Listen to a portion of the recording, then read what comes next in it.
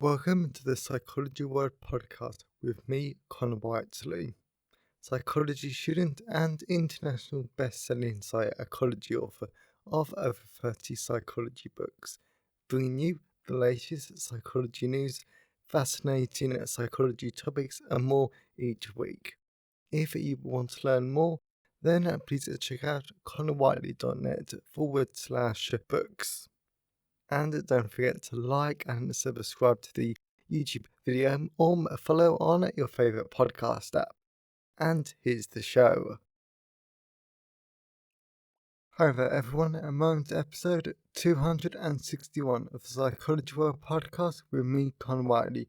And today's episode is on what is interpersonal psychotherapy. And it is Sunday the 14th of April 2024 as I record this.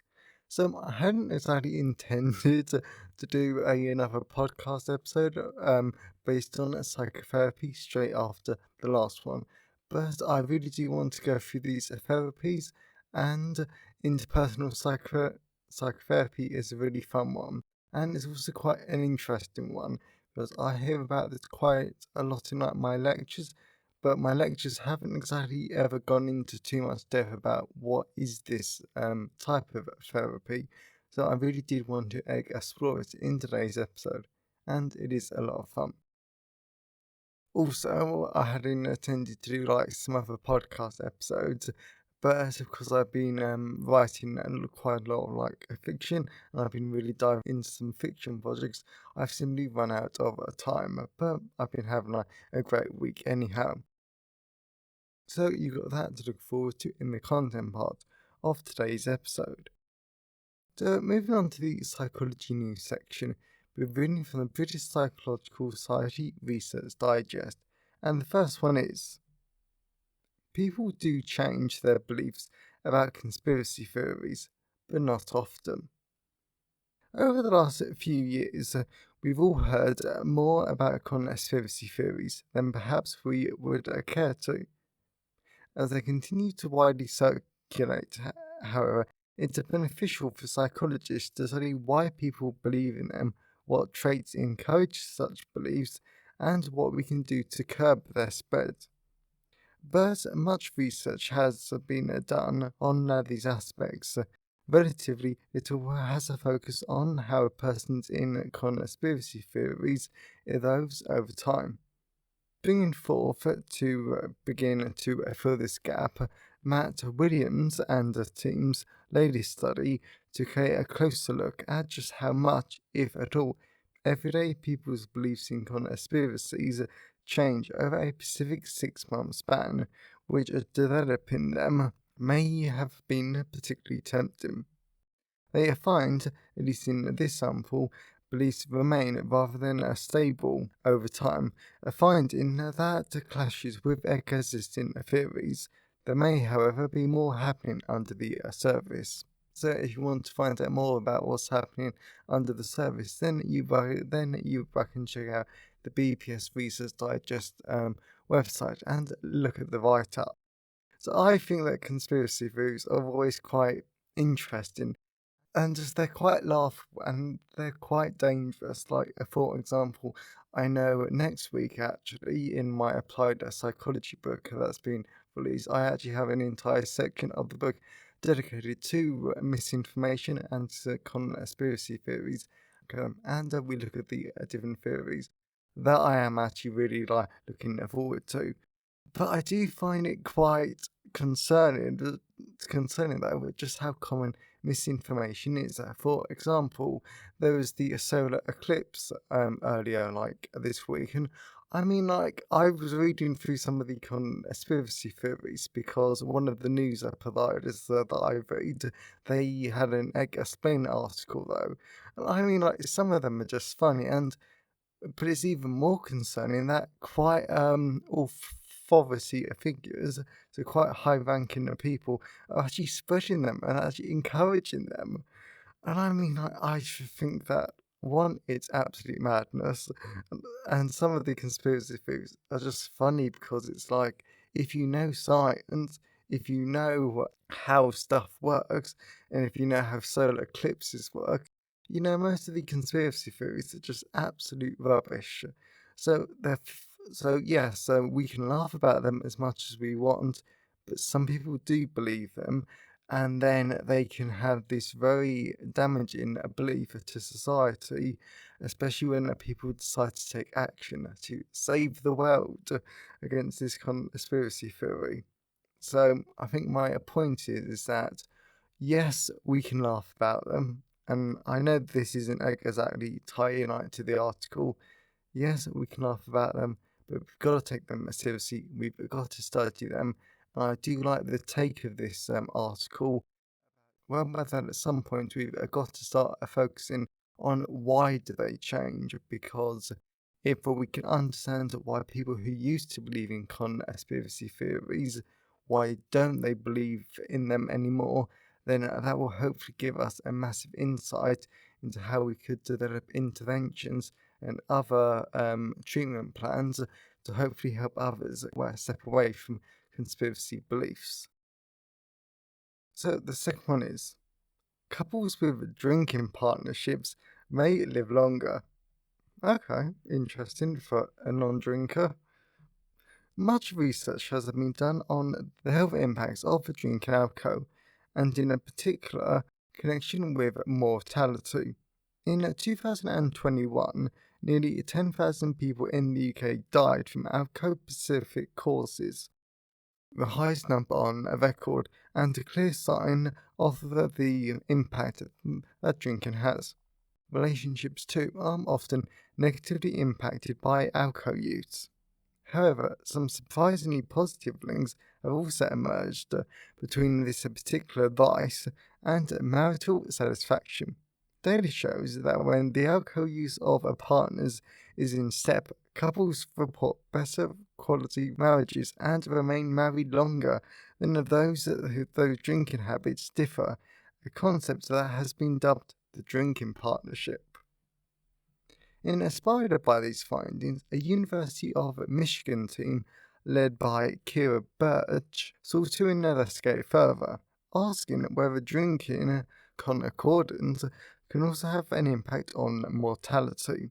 In the recent paper, they find that spouses who drank similar, moderate amounts lived longer than those who drank discordantly. And interestingly, those who did not drink at all, whilst there are likely other factors at play here, which the BPS also gets into in their summary, these results add a weight to the sentiment that harmony with your partner can have its benefits. Okay, wow, that is a really interesting study, mainly because I don't drink. I have absolutely no intention of ever drinking. And I can see this. Now I've thought about it, I think that in the relationships that I've seen, in the couples, the marriages, the people in my family, and even some of my friends, I do understand this, to be honest. I do understand that if you drink about the same, if you just do it as a nice social thing at the weekend or whenever, then it can have benefits because you can grow closer. It's something you can do together. You can have some quality time together whilst you have a few drinks. So yeah, I do actually understand that now, and and I think that the idea that this can help you live longer, I think this is very much the third variable problem. I think that there's got to be other factors involved, and I think that if you and I know the team is not saying this. I know Kira is not saying this whatsoever. But I think that if you say that drinking just improves your life expectancy period, then I think you're basically bending the result here. But it's a very interesting paper. The final one is, will the debate about PSI ever be settled? This week, we share a debate that may interest readers with an interest in parapsychology. Oh, right, I think that stands for paranormal investigation. No, it doesn't. I don't know what that even stands for. So let's read into the article. In a recent debate for The Psychologist, Professor Chris Rode and Professor Chris French debate whether or not the existence of PSI, supposed parapsychological phenomenon, will ever be settled. Whether you're a skeptic or otherwise, this lively discussion of how one might arrive at the answer is well worth a read. And personally, I mean, I really have got to get back to reading The Psychologist because I always mean to, but I'm busy. I mean, I go to lectures, I'm doing tons of revision at the moment, I'm doing data analysis, which, I've got to tell you guys something in the personal update, like, about that. So, I mean, like, it's definitely some, I think that my personal opinion is I'm definitely a skeptic. I won't deny that. And whilst I've not read the article, and one of the reasons why I'm sharing this is that if you're interested in parapsychology, then definitely check it out because the BPS Research Digest is always like a well worth read, and so is the Psychologist, to be honest. So I think that if you're interested in this, definitely read it. I will read it because I'm interested in the answer, or how do people think that we're going to get to the answer if these parapsychological phenomena are ever real. I don't think they are, but I think that at the end of the day, the debate will be settled if we can come to a scientific answer that is based in hard fact, not superstition. So it's interesting and definitely worth a thought. So I hope you enjoyed the psychology news section. So let's move on to the personal update. So we're moving on to the personal update. So this week's been really good, all well told, because I've managed to keep myself really busy with a lot of like psychology position, which I finally cracked a good way to actually motivate myself in terms of like statistics position, and get me to truly focus on what is a very complex and very dry area. So I'm really pleased with how my like positions are going. And one of the reasons why I like mention this is that I know that there's going to be quite a lot of like listeners that are preparing for exams, whether they're in their undergrad, their masters, or any other form of like postgraduate training. So we're all going to be revising, and we all want to do well. And I think if you're struggling to revise, I think definitely try and just find a way that works for you. Like one of the ways that I'm doing, I won't share it like with you because it's super like unique, but it like works out for me because it gives me another goal. It gives me something to focus on, and I am learning like about it though because if I just read the slides and if I just listened to the lecture, it would only sink in like so far. But the method that I'm using is helping it sink in like a lot deeper.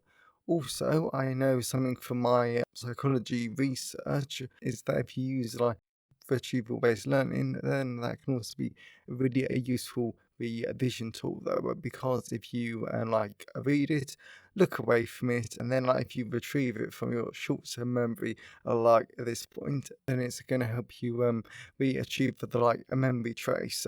But then if you also try to remember it like a lot later on, hopefully when it's been encoded into the long-term memory, and then if you try to recall it, then hopefully like that will strengthen the memory trace even more though. So that's just like one tip, and I hadn't even intended to like give you guys revision tips today. So something else that I've been doing like this week is data analysis for my clothing study. So my clothing and mental health study. So a lot of it is thematic analysis, but there's also quite a lot of quantitative bits to do with correlations and descriptive statistics. I wasted I wasted 45 minutes yesterday on R Studio trying to get my data set into R just so I could get some descriptive statistics. It did not go well. It really, really didn't. And I mean, like, in the end, I thought, right, I'm just going to download SPSS again. Because that's what I learned in my undergrad. And I do know it. And it's just like one click. And it's basically a one click wonder. So I downloaded it. I got tons of stuff really easily. It took me like 30 seconds to a minute. so much easier than RStudio. So, I mean, like, I know why we use RStudio in psychology now, because you can do a lot with it. I just mean that maybe I wasn't paying attention enough in those lessons. Maybe oh no, no, to be honest, what happened was we had an awful lecturer who didn't give us proper instructions. So that's why me doing the basics of RStudio isn't really working. But I did well in my exams, so I don't know, to be honest. RStudio is difficult when it comes to real world data and you don't have any instructions to help you. Well, that's my economic excuse though. Going back to the thematic analysis bit though, is that I love that I've managed to get quite a lot of participants for my mental health study. I really am, and I really do want my current study, which is a different one though, because it's to do with like chosen names, mental health, and the strategies that people use to actually pick their chosen names. Love that study; it's fascinating to me. I want to get even more participants for that study. But if you've ever done thematic analysis before, then you realise there are two issues as a researcher. One, when you get tons of participants, means you've got to do a lot of reading, which is absolutely brilliant, and I don't mind that. I tend to divide in half though, just so I don't start skim reading.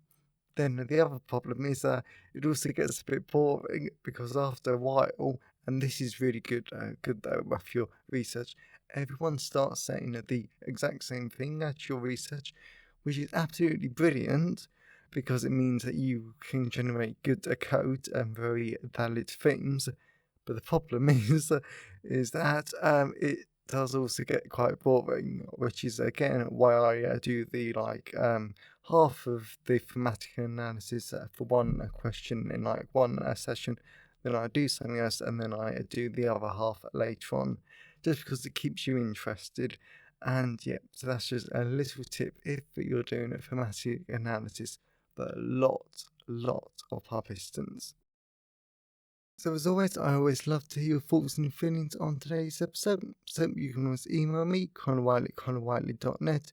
You can always leave a comment out of the show notes at connorwhiteley.net/podcast. And you can always tweet me on Twitter at sci-fi Whiteley, or leave a comment on the Facebook post at Connor Whiteley, psychology author. And today's episode has been sponsored by Psychology of Relationships, the social psychology of friendships, romantic relationships, and more. So the reason why this is a good sponsor for today's episode is because interpersonal psychotherapy focuses on relationships and more specifically social relationships. So this really great, really easy to understand book helps you to understand the biological, social, and the psychological reasons about why relationships form, be them romantic or friendship relationships. But also, is it gets you to understand communication, bystanderism. I love that section. Promoting pro-social behaviour. How do relationships change and end? Including one of my favourite psychology models of like all the time. And then it also talks about the theories of like sexuality, homosexuality, and a lot of other brilliant topics. So I really like this book. It's really interesting, and I really do recommend it. So that's the psychology of relationships, the social psychology of friendships, romantic relationships, and more. Available from all major ebook retailers, and you can get the paperback and the hardback version from Amazon, your local bookstore, or local library if you request it. And you can get the audiobook version, narrated by artificial intelligence, from selected audiobook retailers like Spotify, Kobo, Barnes & Noble, and more, and selected library systems like Baker Taylor, Biblioteca, and Overdrive. So whilst buying books helps to support the creation and the editing of the podcast, my time is sponsored by my wonderful patrons. And as always, a massive thank you to my patrons, because your support shows that you like the show and you want it to continue. So if you want to become a patron and get access to tons of great rewards. Now you can at patreon.com/the Psychology World Podcast. So that's enough for the personal update. Let's move on to the content part of today's episode. So we're moving on to the content part of today's episode. So we're going to be talking about what is interpersonal psychotherapy, and I'm really looking forward to this, so let's dive into it. Interpersonal psychotherapy is a focused, time-limited and evidence-based form of psychological therapy that is specifically designed to treat mood disorders, for example, depression and bipolar disorder. Since the main goal of this therapy is to improve the quality of a client's social functioning as well as their interpersonal relationships, because this helps to reduce the psychological distress. In addition, interpersonal psychotherapy uses the four main strategies to help a client resolve their mental health difficulties.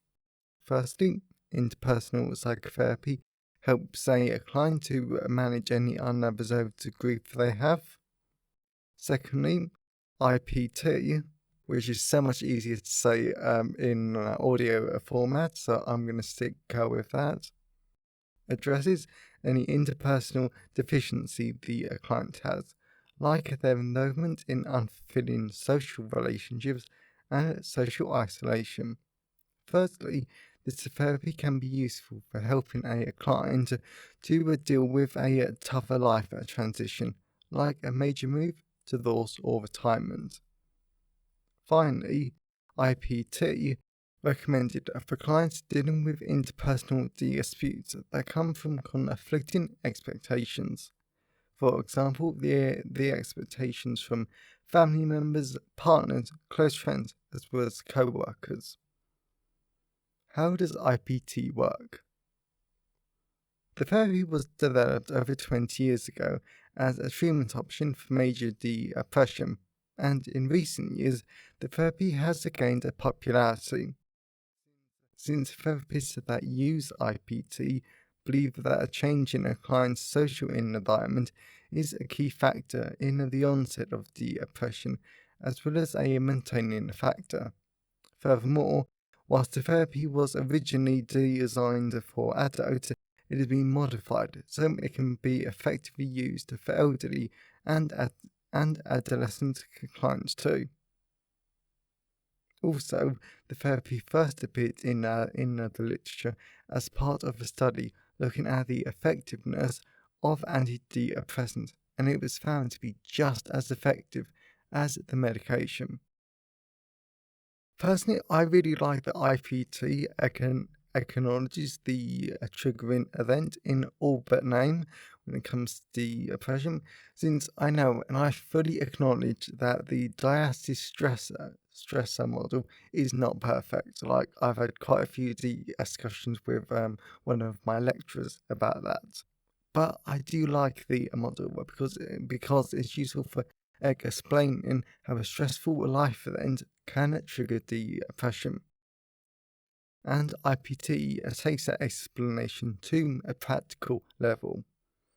In addition, IPT doesn't really focus on past relationships or the past in general compared to other forms of psychodynamic approaches. Instead, IPT draws on internal conflicts without making them the focus of the therapy. So there are some similarities between IPT and psychodynamic approaches, but it is more of an offshoot of that approach rather than a sibling therapy. Equally, IPT is different from cognitive behavioural therapy and similar approaches, because whilst IPT does focus and deal with maladaptive behaviours and default, it only does this if the maladaptive behaviours and default apply to interpersonal relationships. As a result of IPT, is trying to change the client's relationship patterns instead of the associated depressive symptoms, and it targets the relationship difficulties as they end up making these depressive symptoms more severe and common. Overall, IPT is less effective than cognitive behavioural therapy, because whilst the therapy focuses on the client's specific problem areas without focusing on their personality traits. Personally, something I do like about IPT is that it takes the best, and that I say in air quotes, pieces from two completely different approaches to mental health, and it combines them rather seamlessly. Therefore, clients can benefit from the inner sight gained from the internal conflict ideas, from the psychodynamic approaches, and targeting of the maladaptive behaviors and defaults from cognitive behavioral approaches, without having to pull along and deal with the other facets of the two approaches. So I like how this therapy knows it has to deal with interpersonal relationships, and that is it. That is all it does. And I almost admire that sort of focus. What can our client expect from IPT? So similar to cognitive behavioural therapy, IPT can be done as a part of the individual or group therapy sessions over 12 to 16 weeks. As well as this therapy makes use of homework, interviews, and continuous assessment by the therapist being done over a number of phases. Before I talk about the different phases, group and individual sessions of IPT work in similar ways, since group sessions are semi-structured, time-limited, and they focus on interpersonal dynamics. Whereas, unlike the individual sessions, group therapy sessions offer clients more opportunities to practice their interpersonal skills in a safe and supportive environment. As well as group sessions that typically include pre, mid, and post treatment meetings individually with the therapist to review their client's progress, goals, and strategies. I have to admit that I typically don't think too much about group sessions in therapies, because I know they're useful, but I haven't really seen them as extremely useful compared to individual sessions. Yet I think group sessions are brilliant for IPT, because the entire point of this therapy is to improve social skills, and you really can't practice social skills to a large extent if it is only the client and the therapist. So it's really good that group therapy sessions are used in a lot of IPT programs if a client wants it. Moreover, the first phase of IPT typically involves 1 to 3 sessions where the therapist assess the client's depressive symptoms, close relationships, social history, as well as any changes in relationship expectation or patterns. And then afterwards, so in the later sessions, the therapist works with the client to implement a treatment plan specific to any problem, again I say that in air quotes, area that they've identified with the client. Then over time, as the treatment continues and progresses, the targeted problem area will hopefully change. Furthermore, it's good to be aware here that, like most other psychotherapies, IPT changes as the client goes through it, since a therapist's recommended strategies might change as the client's problem area improves. When is IPT used? As I mentioned earlier, IPT was originally developed as a treatment for depression, but in the past few decades, it's been effectively used to treat a wide range of other mental health conditions. For example, drug and alcohol addiction, eating disorders, bipolar disorder, dysphoria. I'm sorry, I probably butchered that, and I do apologise. Prenatal depression, as well as other mood disorders.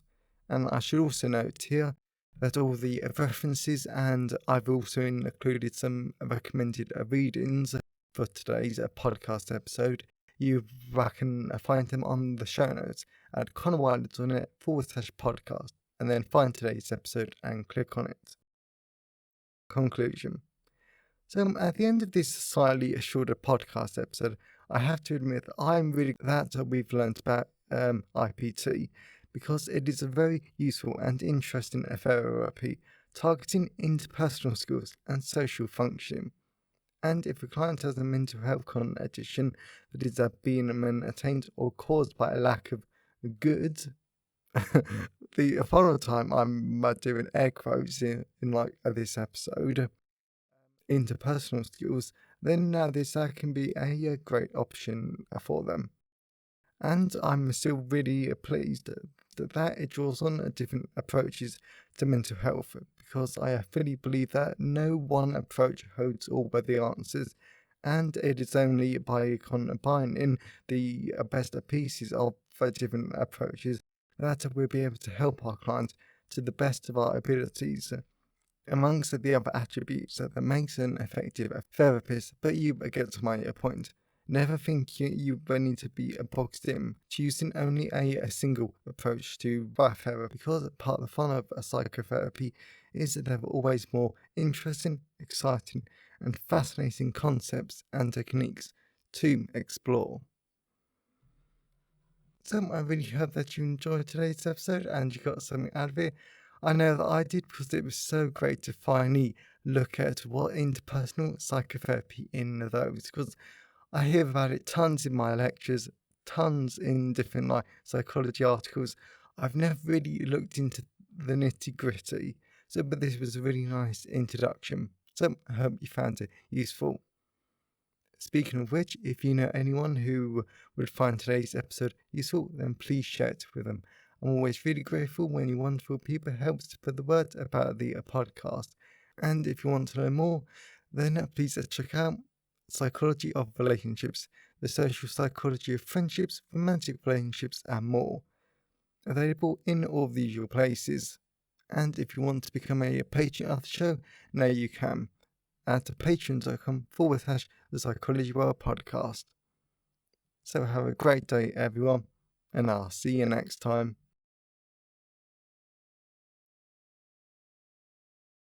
Thanks for listening today. I hope you found it helpful. Please remember to like the video and subscribe to the YouTube channel, and follow the podcast on your favourite podcast app. And if you wanted to learn more, then please check out the backlist of the podcast episodes or my books at connorwiley.net.